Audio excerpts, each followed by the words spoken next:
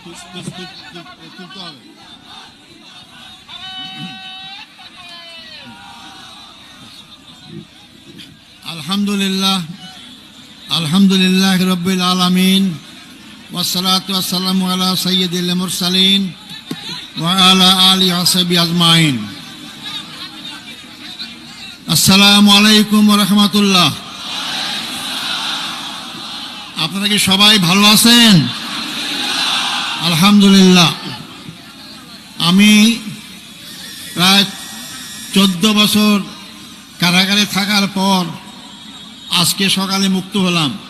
আমি এখন মুক্ত, আমি এখন স্বাধীন। এটা স্বাধীন দেশে আমি স্বাধীন নাগরিক একজন। সম্মানিত ভাই ও বন্ধুগণ, যেহেতু আমরা রাস্তা বন্ধ করে এখানে সমাবেশ আয়োজন করেছি যাতে জনগণের কষ্ট না হয়, এবং আমি যেহেতু আমাকে নির্দেশ দিয়েছে খুবই সংক্ষিপ্ত কথা বলার জন্য, আমি শুধু কয়েকটি বিষয় আপনাদের সামনে কথা বলবো। আল্লাহ যদি তৌফিক দান করেন, যদি বেঁচে থাকি অবশ্যই আপনাদের সাথে বারবার দেখা হবে ইনশাআল্লাহ। আমি সর্বপ্রথম আমাদের মহামান্য আদালতকে ধন্যবাদ জানাইতে চাই।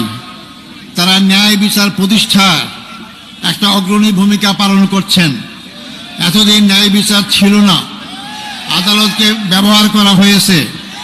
এই জন্য আশা করি আমরা সামনের দিনগুলোতে আমাদের আদালত জনগণের আশা আকাঙ্ক্ষা অনুযায়ী তারা জনগণের ন্যায় বিচার যাতে পায় সেই ব্যবস্থাই তারা করবেন।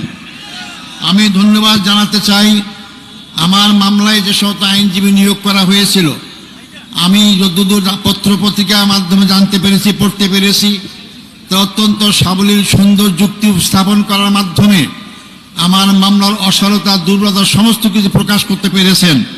এবং আন্তর্জাতিকভাবে স্বীকৃত যে এই মামলার মাধ্যমে আমার অতীতের আগের সরকারগুলো কিভাবে নির্মমভাবে আমাদের আগের ভাইদেরকে হত্যাকাণ্ডের মাধ্যমে তাদেরকে দুনিয়া থেকে বিদায় করেছেন।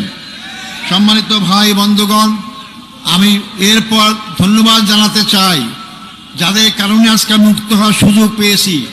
সেই 36শে জুলাই অর্থাৎ 5ই আগস্টের মহা বিপ্লবী নায়কদের জন্য আমি ধন্যবাদ জানাতে চাই।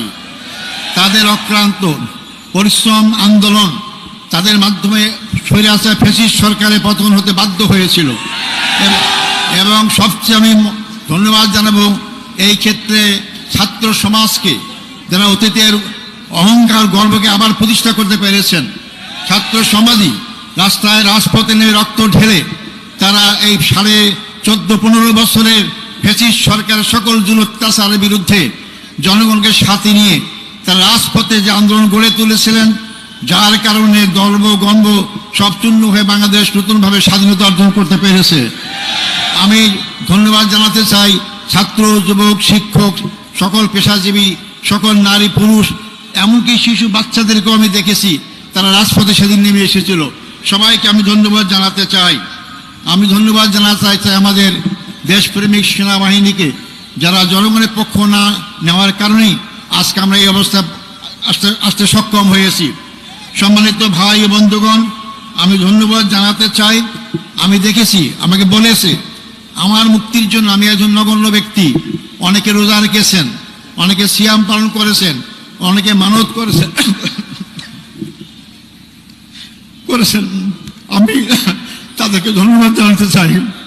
হয়তো ইসলামী আন্দোলনকে মহব্বত করার কারণে, ইসলামীকে ভালোবাসার কারণে এটা অবশ্যই তারা ধন্যবাদ পাওয়ার যোগ্য। আল্লাহ তাকে উত্তম জাযা দান করুক। সম্মানিত ভাই ও বন্ধুগণ, আমি স্মরণ করছি অত্যন্ত দুঃখ বেদনা ভারাক্রান্ত হৃদয় যারা আমার নেতা ছিলেন, সেই সব নেতাদেরকে অন্যায়ভাবে হত্যা করা হয়েছে, জুডিশিয়াল কিলিং করা হয়েছে তাদেরকে। আমাদের শ্রদ্ধ নেতা বাংলাদেশ জামাত ইসলামীর আমির শহীদ মৌলানা মতিউর রহমান নিজামী, আমাদের শ্রদ্ধ নেতা জনাব শহীদ আলী হাসান মোহাম্মদ মুজাহিদ, আমাদের শ্রদ্ধ নেতা জনাব মোহাম্মদ কামারুজ্জামান, আমাদের শ্রদ্ধ নেতা জনাব মোহাম্মদ আব্দুল কাদের মোল্লা, আমাদের শ্রদ্ধ নেতা জনাব মোহাম্মদ আব্দুল কাদের মোল্লা। এরপরে সবচেয়ে দুঃখজনক হচ্ছে যে আমাদের সমাজ শ্রদ্ধার পাত্র, সারা দুনিয়ায় পরিচিত আন্তর্জাতিক খ্যাতিসম্পন্ন আলেমুদ্দিন হযরত মওলানা দেলাওয়ার হোসেন সাঈদীকে বিনা চিকিৎসায়, বিনা চিকিৎসায় হত্যাকাণ্ডের ষড়যন্ত্র হত্যা করা হয়েছে।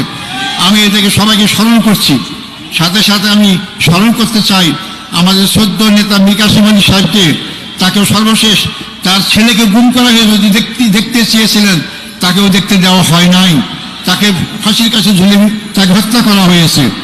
আমি সাথে সাথে জাতীয়তাবাদী দলের নেতা জনাব সালাউদ্দিন কাদের চৌধুরীকেও ফাঁসির কাছে ঝুলানো হয়েছে, আমি সেটাও আমি স্মরণ করতে চাই। সম্মানিত ভাই বন্ধুগণ, আমরা এর মধ্যে হারিয়েছি জেলখানায় আমাদের সেই শ্রদ্ধেয় নেতা অধ্যাপক গোলাম আজমকে, আমরা হারিয়েছি আমাদের মৌলানা আবুল কালাম মোহাম্মদ ইউসুফ সাহেবকে, হারিয়েছি আমরা 5 বারের নির্বাচিত এমপি মৌলানা আব্দুল সোবান সাহেবকে আমরা হারিয়েছি।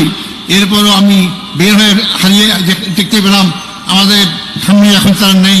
আমাদের আমিরের জামাত, এখনকার আমির জামাতের পূর্বের যে আমির আছেন মকবুল আহমদ সাহেব এবং নাজির আহমদ সাহেব, তার সবাইকে শ্রদ্ধা আমরা স্মরণ করছি এবং তার শোক সন্তপ্ত পরিবারের সদস্য সহ সবার কাছে আমি তাদের সমবেদনা জ্ঞাপন করছি। আল্লাহ তাদের সবাইকে ধৈর্য ধারণ করে তৌফিক দান করুক। সম্মানিত ভাই ও বন্ধুগণ, আমি এই প্রসঙ্গে বলতে চাই, এই হত্যাকাণ্ডের সঙ্গে যারাই যে পর্যায়ে জড়িত সবাইকে আইনের আওতায় এসে তাদের বিচার করা হোক। আমি জোর করে আবার বলতে চাই, যারাই হত্যাকাণ্ডের সঙ্গে যেখানে যে পর্যায়ে জড়িত সবাইকে আইনের আওতায় নিয়ে এসে তাদেরকে বিচার করা হোক। না হলে এই খারাপ সংস্কৃতি চালু থাকবে, এখান থেকে বেরিয়ে আসতে হবে আমাদেরকে। সম্মানিত ভাই ও বন্ধুগণ, আমি আপনাদের কাছে অনুরোধ করতে চাই, আমার জন্য আন্তরিকভাবে দোয়া চাই আপনাদের কাছে। আমার অপরাধ কি ছিল? আমার অপরাধ ছিল ওমা নাকামু মিনহুম ইল্লা আন ইউমিনু বিল্লাহিল আজিজিল হামিদ, আল্লাহর প্রতি বিশ্বাস, এটাই তো আমার অপরাধ ছিল, আর তো অপরাধ নাই। আমি তো আপনাদের কাছে দোয়া চাই যে অপরাধের কারণে ফাঁসির কাষ্ঠ থেকে আছে আমাদের কাছে ফুলের মালা পাচ্ছি, রশি গলা সেরে গিয়ে ফুলের মালা পাচ্ছি, আমি যেন আজীবন সেই ইসলামী আন্দোলনে আমার জীবন থাকতে, রক্তবিন্দু এক ফোঁটা থাকতে এই আন্দোলনে যদি শহীদ হিসেবে মৃত্যুবরণ করতে পারি, সে তৌফিক আপনাদের কাছে কামনা করতে চাই। আমাদেরকে সবাইকে মৃত্যুবরণ করতে হবে, মনে রাখবেন, আজ হোক কাল হোক মৃত্যুবরণ করতেই হবে, মৃত্যুর হাত থেকে বাঁচতে পারবো না। আব্দুল কাদের মোল্লা ভাই আমার আমির ছিলেন, একটা কথা আমাকে প্রায় বলছে, আজার ভাই আমরা যেভাবে গুনাহগার, আমরা এই সব নিয়ে পরে করে জান্নাত পাবো না। জান্নাত কোন একটাই মাত্র পথ, তা হচ্ছে শাহাদাত বরণ করা, তো শাহাদাতই আমাকে জান্নাত দিতে পারে।